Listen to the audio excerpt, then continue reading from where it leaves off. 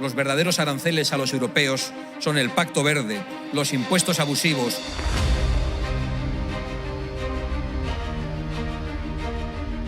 Catastrophic energy collapse which befell every European nation that pursued the Green New Scam. And as President Trump ushers a golden age for America, we must ask ourselves, are we ready to do the same?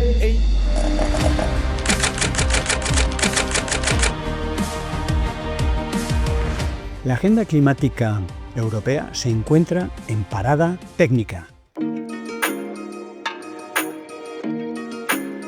Y precisamente cuando más la necesitamos. La Unión Europea atraviesa una encrucijada estratégica donde la transición climática ha dejado de ser una hoja de ruta puramente científica, técnica y jurídica para convertirse en el eje gravitacional de la soberanía y la autonomía estratégica del continente.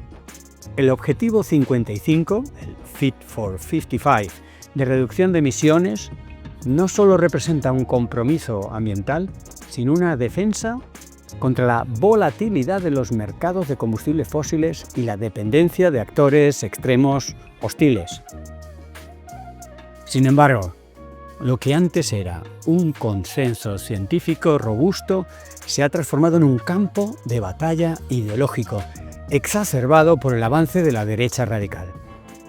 Esta transformación ha provocado una crisis discursiva en la que la percepción de la desinformación ha superado su prevalencia real, creando la tormenta perfecta que marcó en su día las elecciones al Parlamento Europeo de 2024. El Pacto Verde Europeo, o Green Deal, es el marco político general que define la estrategia de la Unión Europea para lograr la neutralidad climática en el año 2050. Es un conjunto de leyes e iniciativas que transforman la economía hacia la sostenibilidad, descarbonizando sectores como energía, transporte y agricultura y reduciendo emisiones según un calendario progresivo, realista pero exigente. El objetivo es convertir a Europa en el primer continente climáticamente neutro para 2050. Se apoya en la meta intermedia de una reducción neta de emisiones de gases de efecto invernadero en comparación con el año 1990 de al menos un 55% para 2030, y por eso lo de Fit for 55 o Objetivo 55. Y para poner esto sobre la mesa se aprobó la Ley Europea de Cambio Climático en el 2021, de tal forma que esto supone una obligación vinculante para todos los países miembros.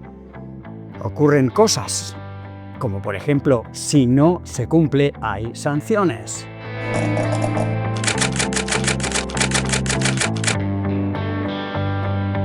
Pero el clima en Europa ha pasado de verse bajo el prisma de la preocupación científica al prisma de la polarización política.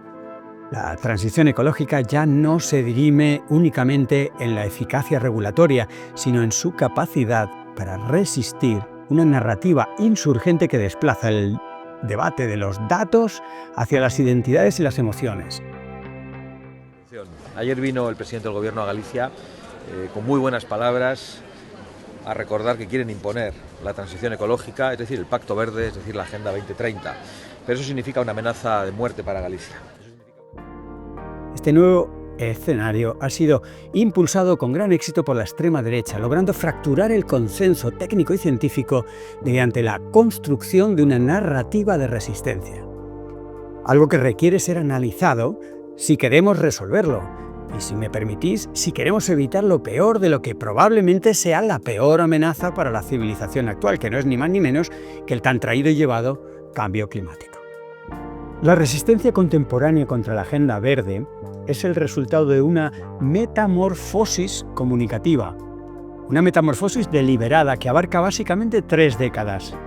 Para los tomadores de decisiones es imperativo comprender que la obstrucción no fue un accidente orgánico, sino una siembra estratégica de desinformación.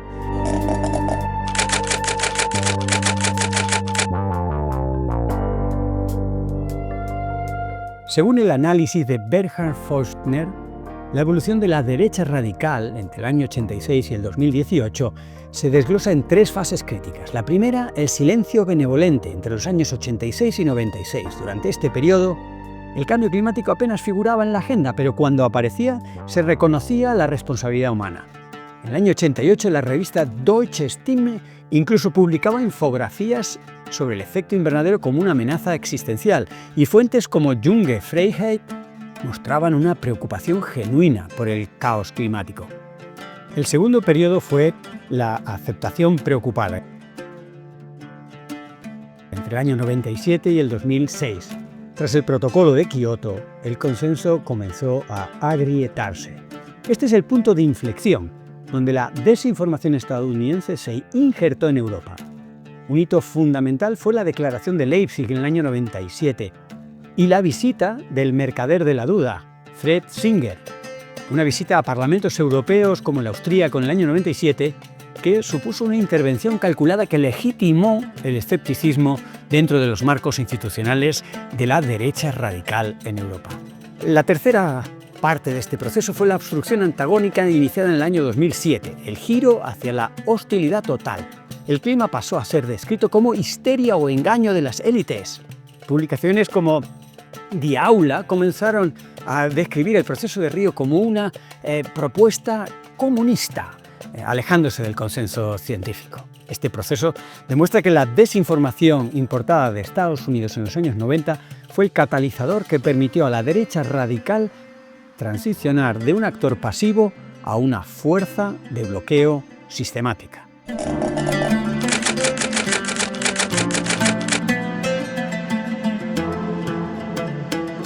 El despliegue del Fit for 55 o Objetivo 55 ha sido explotado por narrativas populistas en contextos de alta dependencia material, como por ejemplo la extrema derecha alemana y la austríaca, respectivamente el AfD y el FPO.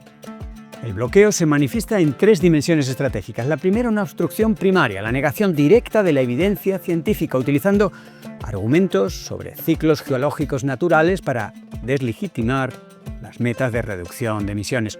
El segundo es la obstrucción secundaria, la táctica más prevalente y peligrosa.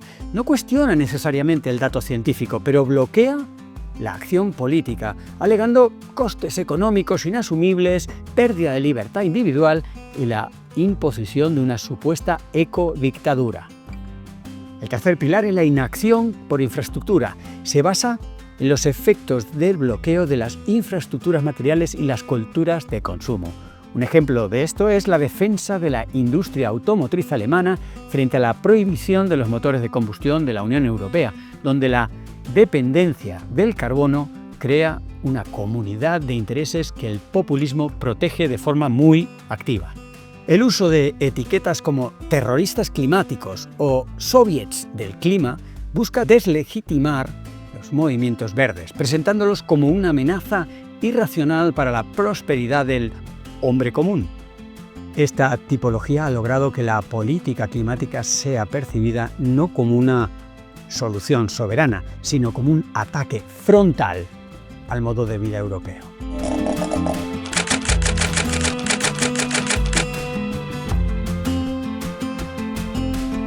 La integridad democrática tras las elecciones al Parlamento Europeo del año 2024 revela una fractura profunda en la confianza ciudadana. Los hallazgos de Jetterman y colaboradores publicados en ese mismo año son fundamentales para entender este riesgo. El éxito electoral de la derecha radical rompe la lógica tradicional de confianza institucional.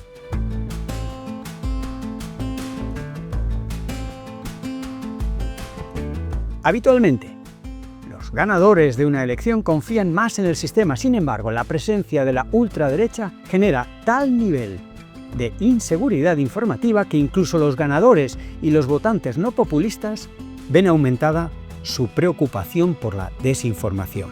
Este fenómeno se agrava por lo que se conoce como razonamiento motivado, donde los votantes procesan la realidad informativa para reforzar sus actitudes y sus ideas preexistentes, ignorando los datos que puedan contradecir su identidad política. En este entorno, la capacidad de alcanzar consensos sobre datos climáticos básicos desaparece, ya que la verdad factual es sacrificada en el altar de la lealtad grupal. El resultado es una crisis de integridad, donde el clima es solo el rehén de una desconfianza sistémica.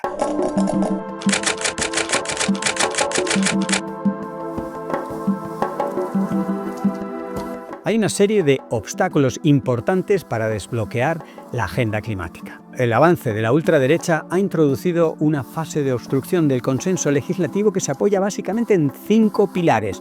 El primero, un nacionalismo industrial. Partidos como Vox, Hermanos de Italia y Chega en Portugal, critican la política ambiental de la Unión Europea alegando que interfiere con la soberanía económica nacional. En segundo lugar, la llamada ecología punitiva. Se ha consolidado una narrativa que tacha a las regulaciones verdes de ataques de las élites globalistas contra el estilo de vida de los trabajadores y agricultores, lo que alimenta bloqueos políticos y protestas sociales como la de los agricultores en el año 2024. En tercer lugar, la desinformación y la inseguridad. Este pilar impulsa el éxito de los partidos, generando un clima de inseguridad informativa que socava la confianza en la integridad de las reformas climáticas que se proponen por las instituciones europeas. En cuarto lugar, el cuarto pilar supone una polarización económica. Entre el año 2019 y 2024, los ciudadanos europeos se han vuelto mucho más conscientes de los costes económicos de la transición ecológica. Ha surgido un patrón de polarización donde una parte creciente de la población prioriza el crecimiento económico sobre la mitigación climática al sufrir la crisis del coste de la vida y la inflación en carne propia. Y en quinto pilar es el euroescepticismo. La oposición a las políticas climáticas se ha convertido en un nuevo motor de movilización para los partidos euroescépticos. El rechazo al Pacto Verde ya no es solo una cuestión ambiental, sino un eje de identidad política contra la imposición de Bruselas.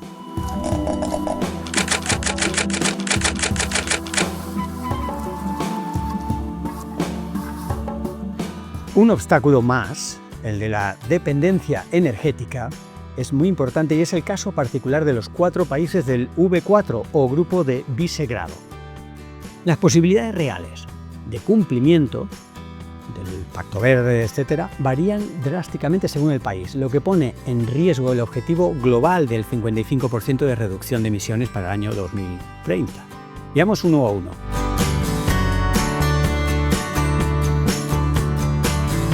Polonia es el país más dependiente de los combustibles fósiles de toda la Unión Europea. Las fuentes indican que para Polonia parece poco menos que imposible alcanzar sus objetivos de energía renovable para 2030, y sus elevadas emisiones podrían obstaculizar el cumplimiento de todo el objetivo general para la Unión Europea. Segundo, Hungría. Este país del V4 ha negociado objetivos que las fuentes y los estudios califican como poco ambiciosos. De hecho, sus metas de eficiencia energética para 2030 son peores que las que tenía para el 2020. República Checa. Aunque está en camino de cumplir sus metas de reducción de gases de efecto invernadero, enfrenta sesgos importantes, algunos riesgos para reducir su consumo final de energía. Y el cuarto país, Eslovaquia, es el país con más probabilidades de éxito en el grupo, principalmente porque sus objetivos son bastante prudentes y su mix energético se aleja un poco de los combustibles fósiles. No obstante, apuesta por la energía nuclear.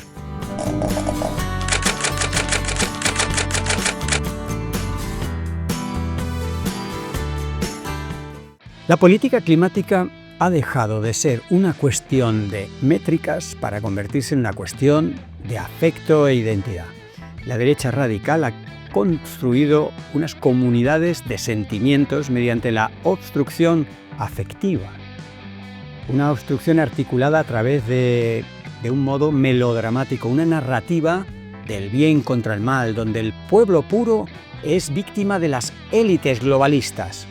Este exceso afectivo cumple una función política crítica.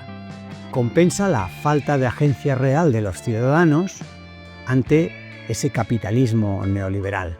Mientras el mercado reduce la capacidad de influencia del individuo, este discurso populista ofrece una promesa de soberanía que es falsa. El hombre común siente que recupera el control al atacar la dictadura climática, transformando su impotencia económica en una rebelión moral contra la Agenda Verde. Asimismo, se utiliza la otredad, vinculando la transición con el asilo climático y la inmigración, desplazando la responsabilidad de las emisiones hacia terceros países para eximir de responsabilidad a la propia nación.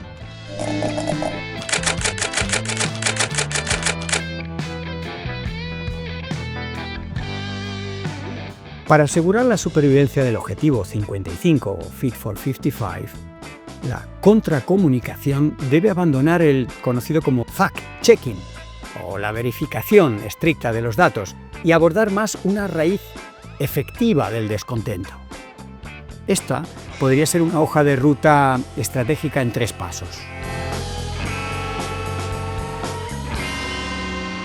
El primer paso, explotar conflictos internos, ya que la derecha radical no es un bloque monolítico. Mientras el AfD es hostil a las renovables, el FPO de Austria las apoya históricamente. La energía solar piensa que es una forma de conseguir la autarquía y la soberanía nacional. Estas y otras fisuras permiten fragmentar el discurso obstruccionista de la ultraderecha. Segundo, una comunicación no obstruccionista. Esto es vital reenmarcar la transición. En lugar de centrarse en el sacrificio, se debe presentar la energía solar y eólica como las energías de la libertad o la garantía de la independencia nacional. Vincular lo verde con la seguridad nacional es la forma más efectiva de arrebatar esa bandera al populismo. Y en tercer lugar, desmitificar el melodrama. Presentar la transición fuera de la lógica de víctima y verdugo, enfocándose en la creación de una nueva agencia económica tangible para las regiones industriales afectadas. La conocida como ecología patriótica se presenta como un arma de doble filo, porque si bien puede servir de puente con los sectores más conservadores, conlleva el riesgo de validar marcos muy xenófobos. Su uso, por tanto, debe ser estrictamente táctico para evitar la parálisis estratégica de la Unión Europea.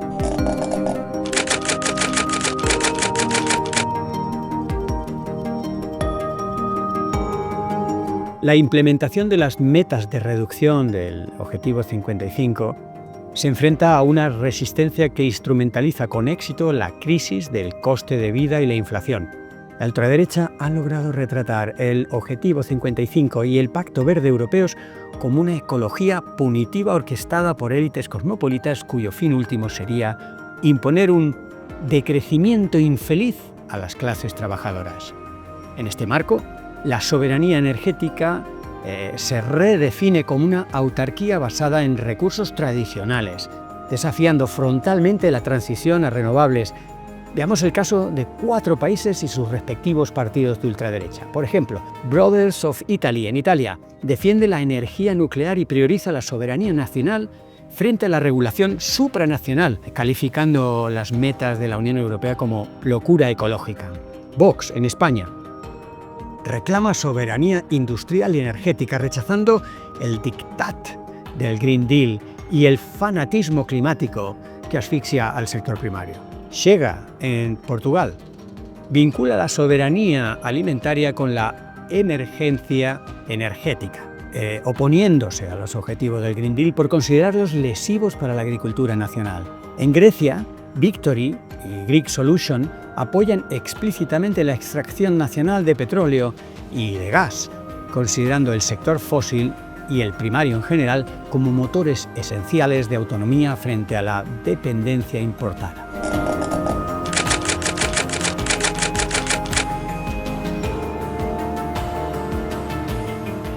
El nacionalismo agrario es el motor principal del bloqueo, especialmente en países como Francia, donde el sector agrario representa el 17% de las emisiones.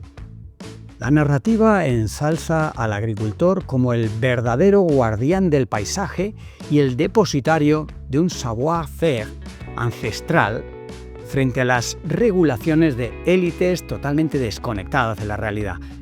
Bajo esta visión, infraestructuras como los parques eólicos son denunciadas como un robo del paisaje que agrede la identidad visual y cultural de la nación. El descontento en regiones rurales y postindustriales ha cristalizado en un voto euroescéptico que percibe la transición verde como una carga económica asimétrica. Esta fractura es aprovechada por grupos como Patriots for Europe para consolidar una resistencia política que no necesariamente impugna la ciencia climática en su totalidad, sino que obstruye sistemáticamente las soluciones sistémicas y oscurece las causas económicas extractivas de la crisis para culpar a la demografía del sur global.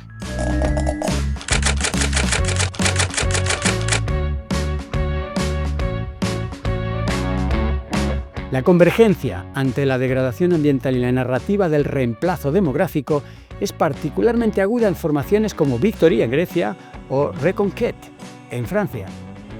Estos partidos sostienen que la inmigración masiva destruye el vínculo biológico y tradicional con la tierra, argumentando que el crecimiento poblacional fuera de las fronteras europeas es la verdadera causa del agotamiento de los recursos. De este modo, la seguridad climática se vincula indiscutiblemente al control migratorio, alegando que la migración desarticula toda la amenaza cultural y el equilibrio biótico del continente.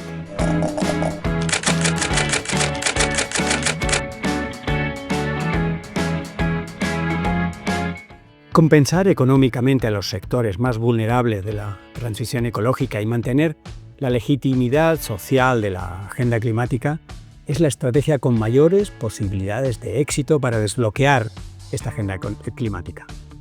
Dentro de esta estrategia general hay al menos 4 posibilidades que van desde fondos europeos estructurales hasta medidas fiscales y de apoyo directo al empleo.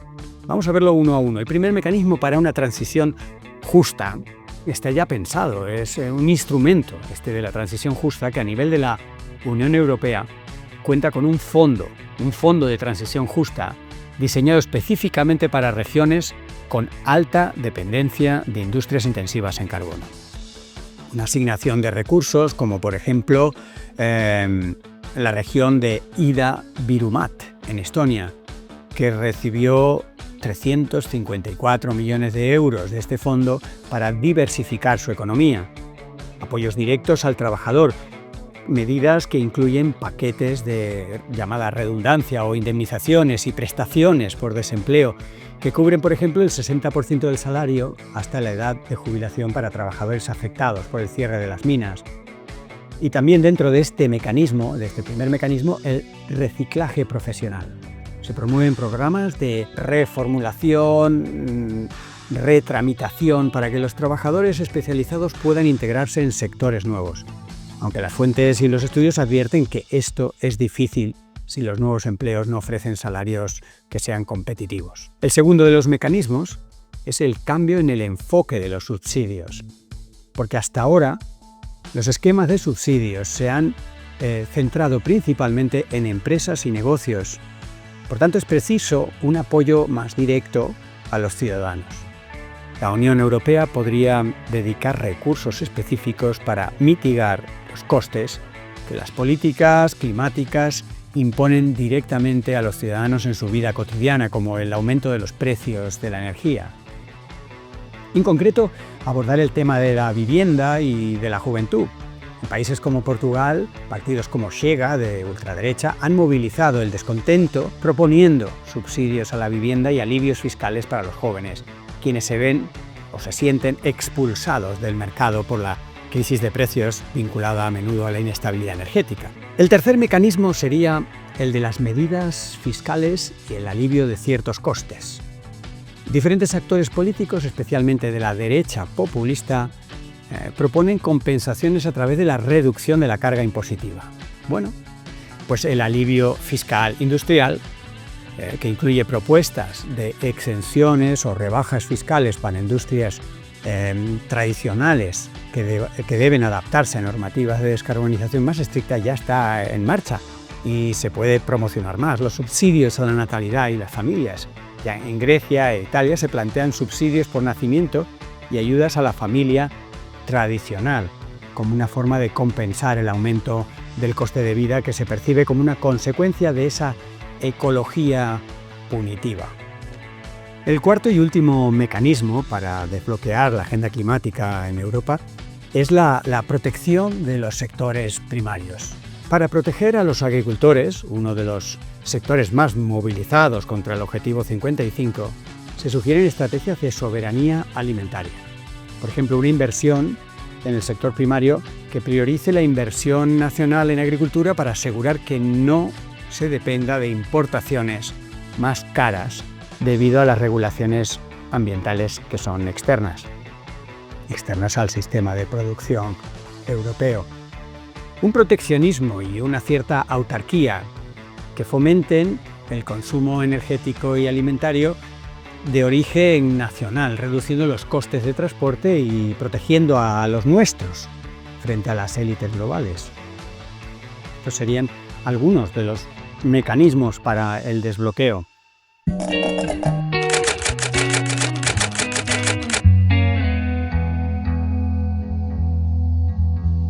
En conclusión, para que la transición ecológica no sea percibida como un castigo de las élites, los distintos estudios subrayan la necesidad de pasar de una lógica de instrucciones de Bruselas a una de inversión social masiva que garantice una visión de futuro inclusiva y segura para los trabajadores industriales y rurales.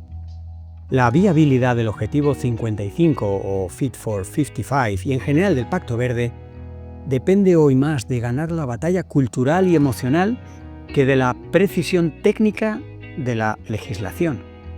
La transición desde el consenso de los 90 hasta la fragmentación de este momento demuestra que la desinformación no es la causa, sino el síntoma de una crisis de confianza institucional muy profunda. La reconciliación entre democracia y clima exige una política que valide las preocupaciones de los ciudadanos sin sacrificar la verdad científica, transformando el afecto de una herramienta de bloqueo en un motor de resiliencia colectiva y soberanía real. En fin, al final ya solo me queda daros las gracias por escuchar hasta aquí y despedirme hasta el próximo vídeo. Un saludo.